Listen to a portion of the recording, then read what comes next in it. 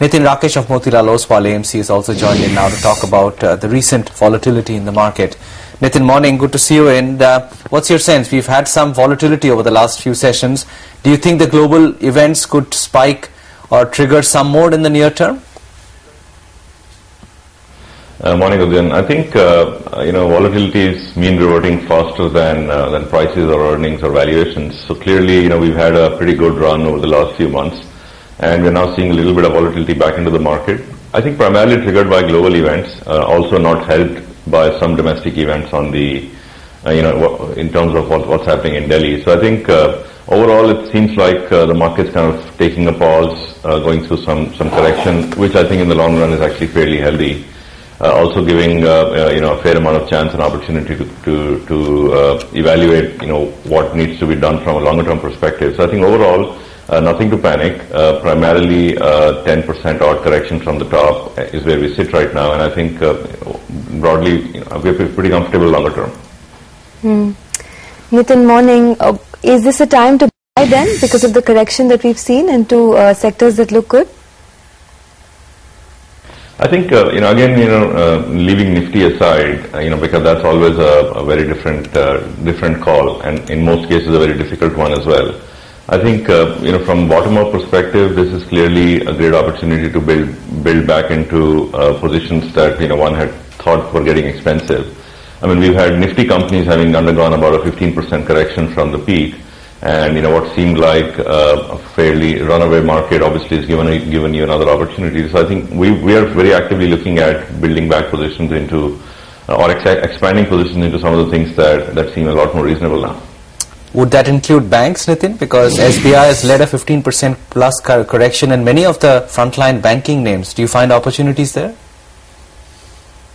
Absolutely. Again, I think clearly banks were probably the leaders in the market over the last 4 months, 6 months, have come off very sharply.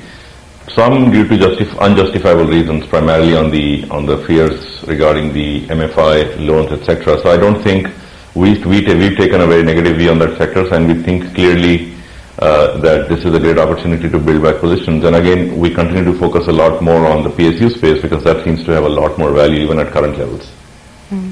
What about metals? How would you tackle that one given the global uncertainty? Would you still look at buying at these levels after the correction that is seen, or would you wait it out? That's a little more difficult call given that on one hand you have the QE2 stimulus that's going to actually obviously stimulate demand and make the dollar carry trade a lot longer sustainable. But on the other hand, you have the slowdown issues in China and the interest rate hikes. And so I think there is a countervailing forces at play on the commodities and metal space.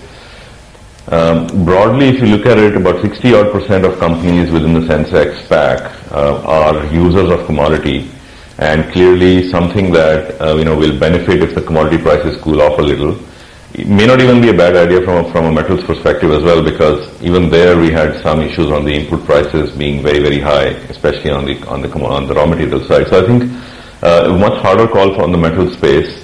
Not fully really bearish, but I think a little more volatility is ahead of us before we know clearly which way the penny is going to drop. But I think clearly something that one needs to watch out for given the context of what's going on in China a lot more. Mm-hmm. Nitin, when we spoke with you last, you mentioned that real estate might offer some value in terms of, opportunities. After the kind of correction that the real estate gamut has seen, do you still think that perhaps this is a good time to get into the stocks, or would you clearly stay away because of its high beta nature? Again, I think one must have the appetite to deal with the volatility of that sector, but we continue to believe that on a selective basis, I think there is a lot of value because there is still a fairly divergent valuation gap between the NAVs of the companies versus the stock prices. So I think on a bottom-up basis with selective names, we're still fairly positively looking at some of those names. Obviously, as I said, you need to have the ability to withstand the high beta nature of the sector, though. Any thoughts on fertilizers, Nitin? That's been very volatile the last couple of days around some policy action. Yes, I think, again, we're still evaluating the longer-term impact of the policy that was being talked about yesterday, and how much of that, subsidy impacts the longer-term nature. But I think stocks tend to kind of react on a knee-jerk basis. So, at this point in time, we're still evaluating. That some of those things might look interesting, but not from a from a top-down perspective at this point.